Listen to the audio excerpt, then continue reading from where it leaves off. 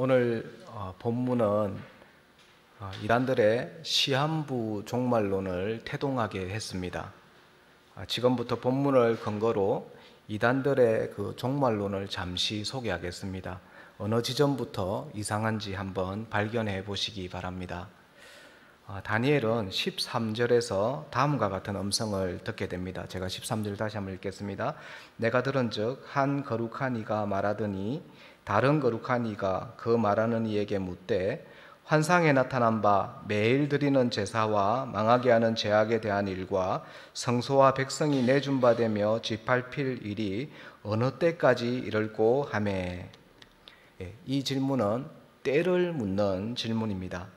매일 드리는 제사와 망하게 하는 제약에 대한 일과 성소와 백성이 짓밟힐 일이 언제 끝나는지를 묻는 질문입니다. 이단들은 이 구절이 예수님이 재림하시는 때를 말한다고 봅니다.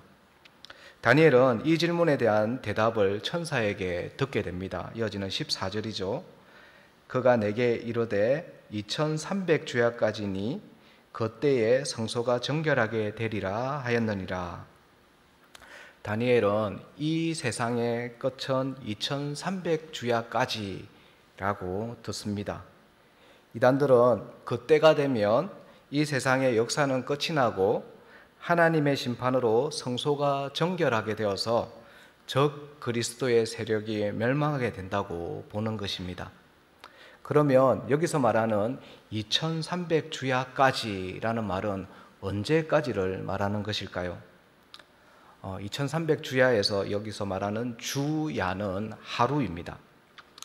하지만 이단들은 다니엘서가 묵시문헌이기 때문에 여기서 하루는 실제 하루가 아니라 1일을 1년으로 봐야 한다고 봅니다. 이런 식의 해석을 가리켜서 연일 해석법이라고 합니다. 그에 대한 근거 구절로 민수기 14장 34절과 에스겔서 4장 6절을 듭니다. 민수기 14장 34절에 보면 너희는 그 땅을 정탐한 날 수인 40일의 하루를 1년으로 쳐서 그 40년간 너희의 죄악을 담당할지니. 에스겔서 4장 6절에도 내가 내게 40일로 정하였나니 하루가 1년이니라. 그러면 2300주야는 2300년이 됩니다. 다음으로 이 2300주야까지에서 여기에서 까지라는 말은 반드시 시작 지점을 말하는 부터라는 말이 나와야지 해석의 실마리를 찾을 수 있습니다. 부터라는 말은 어디에 나올까요? 다니엘서 9장 25절에 나옵니다. 9장 25절에 보면 그러므로 너희는 깨달아 알지니라 예루살렘을 중건하라는 영이 날 때부터. 정리하면 예루살렘을 중건하라는 영이 날 때부터 2300년까지라는 결론에 도달하게 됩니다. 예루살렘을 중건하라는 영이 날 때부터 2300년 후에 예수님이 재림하신다고 보는 것입니다. 그러면 예루살렘을 중건하라는 이 명령은 언제 내려졌을까요? 성경에 예루살렘을 중건하라는 명령은 3번 내려졌습니다. 고레스 왕 때, 다리오 왕 때, 그리고 아닥사스다 왕 때입니다. 제일 처음이 주전 537년 고레스 왕 때입니다. 이때는 스룹바벨의 주도로 성전이 건축되었으나 사마리아인들의 방해로 성전 건축이 완공되지 못하고 중단됩니다. 그 다음에 주전 520년 다리오 왕 때, 다리오가 공사 재개를 지시를 했죠. 이때 학개와 스가랴가 백성들을 독려해서 성전을 완공합니다. 그러나 아직 성벽은 완공되지 못했습니다. 그래서 마지막 주전 457년 아닥사스다 왕 때, 이때 에스라 느헤미야가 성벽을 건축합니다. 그렇다면 이 3번의 조서 중에서 언제를 예루살렘을 중건하라는 명령이 난 때로 보아야 할까요? 이단들은 예루살렘 성전과 성벽이 모두 완성된 아닥사스다 왕의 조서가 내려진 해인 주전 457년을 기산점으로 잡습니다. 그러면 이런 계산식이 도출됩니다. AD 2300년 빼기 BC 457년 플러스 1년, 그러면 1844년이 됩니다. 마지막에 플러스 1을 하는 이유는 연도에는 0년이 없거든요. 그래서 연대계산법에 의해서 AD-BC를 하면 플러스 1을 해줘야 합니다. 그래서 1844년이 나옵니다. 우리나라는 한때 1992년 10월 28일 다미성교회의 이장림 목사의 시한부 종말론 사건이 있었습니다. 그때 온 나라가 발칵 뒤집어졌었죠. 이건 우리나라에만 있는 일이 아닙니다.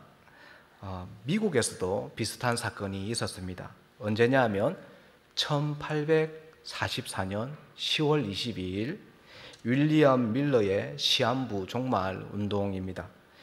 윌리엄 밀러는 오늘 본문 다니엘서의 2300주야를 근거로 예수님이 1844년 10월 22일 재림한다고 주장했습니다. 그가 주장한 이 재림 운동에는 4년간 약 10만 명이 모여들었습니다. 그러나 1844년 10월 22일 예수님의 재림이 이루어지지 않았죠. 그래서 많은 사람들이 큰 실망을 했습니다. 그래서 이를 가리켜 1844년 대실망 사건이라고 부릅니다. 그런데 윌리엄 밀러를 따르던 자들 중에서 일부가 이 사건과 연관해서 새로운 교파를 형성합니다. 윌리엄 밀러의 이 재림운동에 참여했던 17세의 소녀 앨런 G. 화이트이라는 여자가 2300주야는 성취되었다고 주장하고 나선 것입니다. 그래서 생겨난 교파가 제7일 안식교입니다. 또 찰스 러셀이라는 사람이 윌리엄 밀러의 재림운동을 영향을 받았습니다. 그는 1844년 실제 예수님의 재림이 있었고 그때 몇몇 사람들만 그 광경을 목격했다라고 주장한 것입니다. 그래서 생겨난 교파가 여호와의 증인입니다. 교회 여러분, 이런 식으로 종말 날짜를 정하는 해석법은 모두가 다 엉터리입니다. 그들의 오류를 두 가지만 짚어드리겠습니다. 먼저 연일 해석법. 예를 들어서 노아의 홍수 때 하나님께서 40주야를 땅에 비를 내리겠다고 하셨습니다. 그러면 거기서 40주야는 40년이 됩니까? 그렇지 않습니다. 40주야는 40일입니다. 아까 연일 해석법의 근거로 본 민수기 14장이라든지 에스겔서 4장은 그 문맥에서 성경이 성경을 그렇게 해석하기 때문에 하루를 1년으로 해석한 것이지 다른 문맥에서도 무조건 연일 해석법을 적용하는 것은 문제가 있습니다. 이건 성경 해석의 기본 원리를 망각한 것이라고 볼 수 있습니다. 다음으로 기산점의 오류입니다. 이단들은 BC 457년 아닥사스다 왕의 중건령을 기산점으로 잡았습니다. 그런데 그 주장은 역사적 사실에 근거하지 않습니다. BC 457년은 아닥사스다 7년인데요. 이때는 예루살렘 중건령이 나지 않았습니다. 이때는 에스라가 포로기한을 한 해입니다. 그러면 아닥사스다의 중건령은 언제 일어났을까요? 그보다 13년 뒤인 BC 445년 아닥사스다 20년 때입니다. 느헤미야 2장에 보면 아닥사스다 왕의 술 맡은 관원장이었던 느헤미야가 하루는 얼굴에 수심이 가득했습니다. 그때 왕이 묻죠. 네가 왜 그러냐? 원하는 게 있으면 한번 말해보아라. 그랬더니 느헤미야가 나를 유다 땅으로 보내서 성을 건축하게 하옵소서라고 말을 합니다. 이때 BC 445년 아닥사스다의 예루살렘 건축령이 나오게 되었습니다. 교회 여러분, 이런 식의 종말 날짜 계산법은 접근 자체가 너무나 잘못되었습니다. 예수님의 재림 날짜는 계산할 수 있는 것이 아닙니다. 심지어 예수님 자신도 그 날짜를 알지 못한다고 말씀하셨습니다. 마가복음 13장 32절에 보면 그러나 그 날과 그때는 아무도 모르나니 하늘에 있는 천사들도 아들도 모르고 아버지만 아시느니라. 주의하라, 깨어있으라. 그 때가 언제인지 알지 못함이라. 천사들도 예수님도 그 날과 그 때를 알지 못한다면 우리도 알려고 노력할 필요가 없습니다. 사도행전 1장 7절 한번 볼게요. 이러시되 때와 시기는 아버지께서 자기의 권한에 두셨으니 너희 알 바가 아니요. 교회 여러분, 이처럼 때와 시기를 계산하는 종말론은 잘못된 종말론입니다. 이런 식의 해석이 있다면 귀담아 듣지 마시기 바랍니다. 지금까지 본문을 이용해서 시한부 종말론을 어떻게 만들어내는지를 간단하게 살펴보았습니다. 다음으로 본문에 나타난 올바른 종말론을 한번 살펴보겠습니다. 오늘 본문을 이해하기 위해서는 먼저 역사적 배경 지식이 있어야 합니다. 알렉산더 대왕의 죽음 이후 헬라의 이 방대한 영토는 4개의 왕조로 나뉘게 됩니다. 4등분된 헬라의 왕조 중에 우리가 관심을 가져야 할 곳은 셀류키드 왕조와 톨레미 왕조입니다. 왜냐하면 이 셀류키드 왕조는 팔레스타인의 북쪽인 시리아를 중심으로 삼았고 톨레미 왕조는 팔레스타인의 남쪽인 이집트를 중심으로 삼았기 때문입니다. 지도를 보시면 처음에 이스라엘 땅은 남쪽의 톨레미 왕조의 지배를 받았습니다. 톨레미 왕조는 유대인들에게 대체로 관대했습니다. 대제사장의 지위도 인정을 해줬고 유대인들의 활발한 상업 활동도 보장해 주었습니다. 그래서 이 상태가 약 한 130년 정도 지속이 됩니다. 하지만 BC 198년경, 그러니까 북쪽에 있는 이 셀류키드 왕조가 남쪽의 톨레미 왕조를 침공하는 사건이 발생합니다. 그러니까 이 팔레스타인 지역이 전쟁터가 된 거죠. 이렇게 밀고 당기는 전쟁의 결과 팔레스타인 지역만 주인이 바뀌게 됩니다. 톨레미 왕조에서 셀류키드 왕조로 주인이 바뀝니다. 그런데 셀류키드 왕조는 톨레미 왕조와는 달리 유대인들을 매우 심하게 핍박했습니다. 특히 안티오쿠스 4세 때에 엄청난 박해가 발생합니다. 왜냐하면 유대인들에게 헬라의 종교를 강요했기 때문입니다. 그때 셀류키드 왕조가 반항적인 이 유대인들을 가려내는 방법은 아주 간단했습니다. 유대인들에게는 이 돼지가 아주 부정한 동물이죠. 그들은 돼지고기를 썰어놓은 그릇을 들고 거리에 나타나서 사람들을 쭉 줄을 세운 다음에 한 사람씩 이 돼지고기를 강제로 먹게 했습니다. 그래서 돼지고기를 먹으면 통과, 집에 보내주고 먹지 않으면 그 자리에서 죽여버렸습니다. 근데 하루는 그들이 예루살렘의 북서부에 위치한 모데인이라는 산골에 도착했습니다.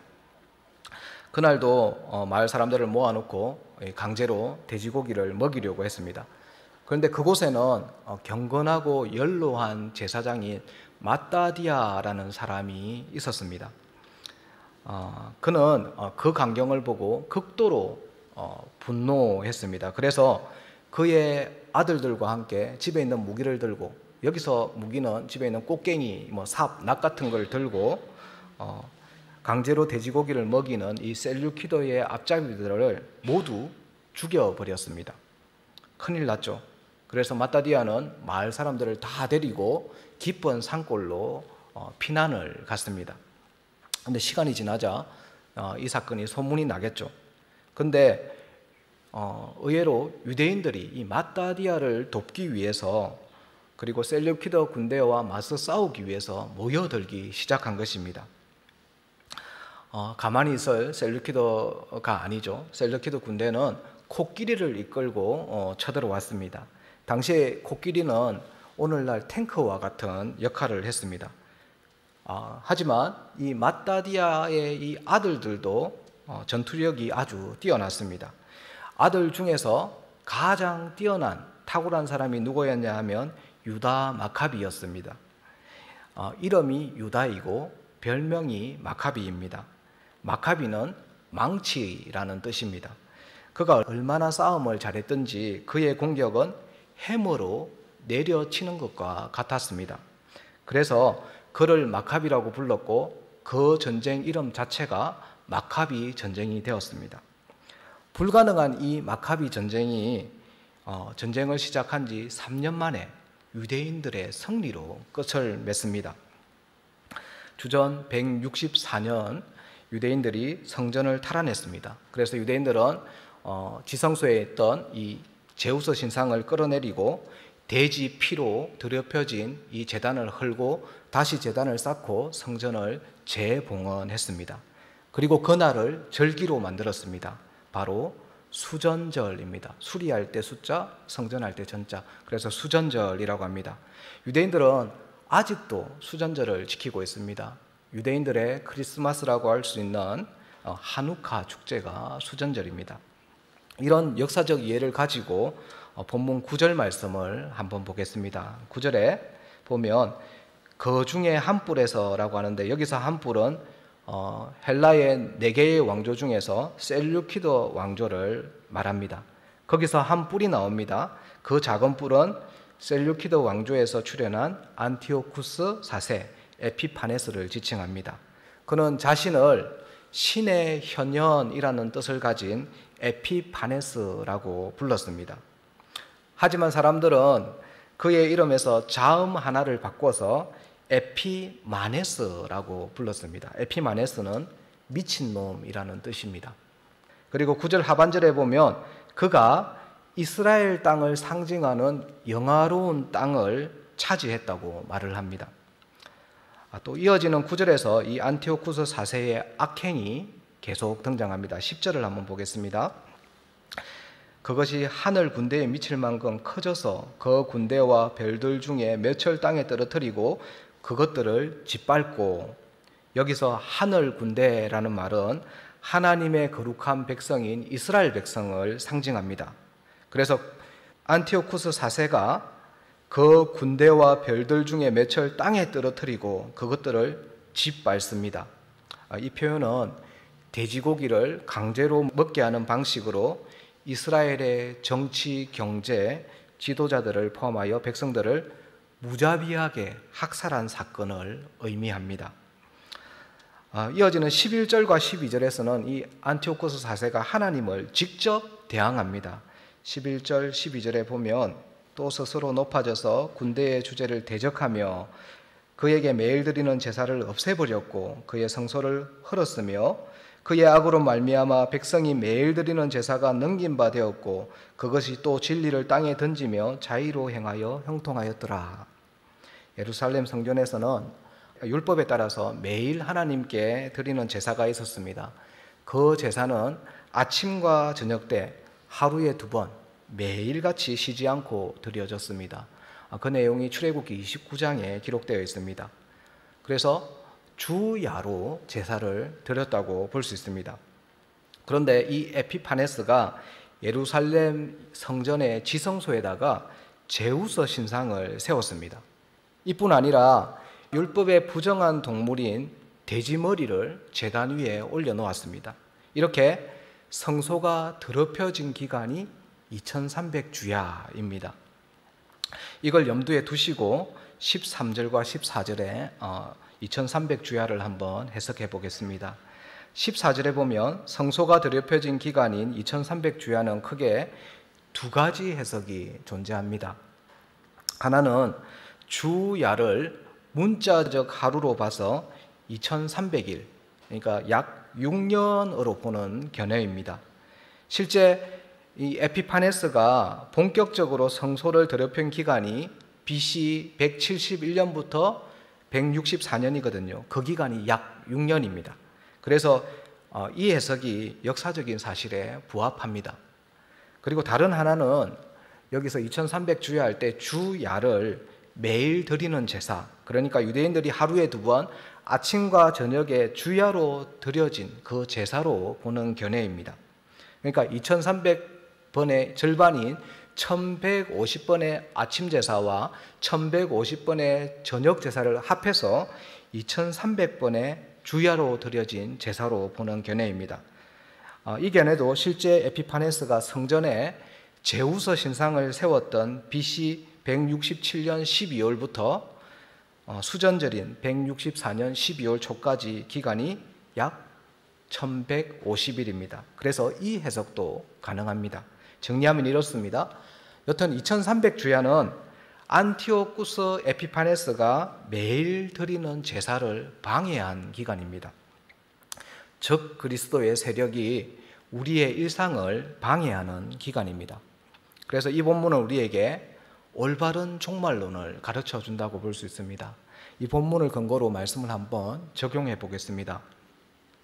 그동안 한국교회는 종말론을 미래의 도피처 정도로 생각했습니다.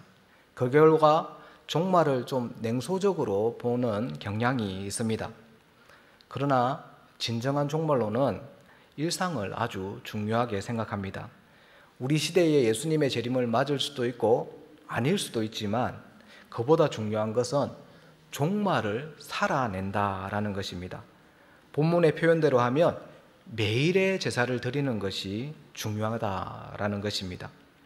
루터가 말한 대로 내일 지구의 종말이 온다 해도 나는 오늘 한 그루의 사과나무를 심겠다라는 것입니다. 올바른 종말론은 지금 여기서 하나님 나라를 살아가는 것입니다. 교회 여러분, 여러분은 이미 이 땅에 임한 종말을 살고 계십니까?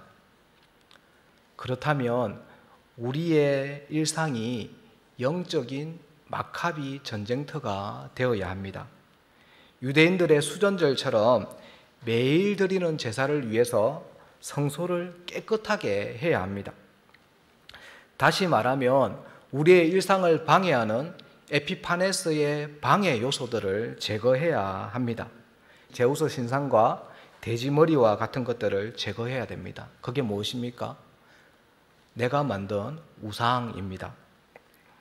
교회 여러분, 이 시대의 우상이 무엇입니까? 팀 켈러 목사님은 나의 우상을 알려면 자신을 향해 이렇게 질문해보면 알 수 있다라고 했습니다. 저것만 있으면 내 삶이 의미가 있어질 거야.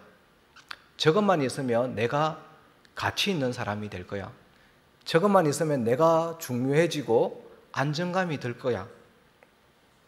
저것이 하나님이 아니라면 그게 무엇이든 간에 그게 우상이 됩니다. 오늘날 이 안티오쿠스 에피파네스는 괴물과 같은 모습으로 우리에게 등장하지 않습니다. 우리에게 등장하는 우상은, 일상에서 우리가 흔히 만날 수 있는 우리의 우상은 돈이고 가족이고 명예입니다.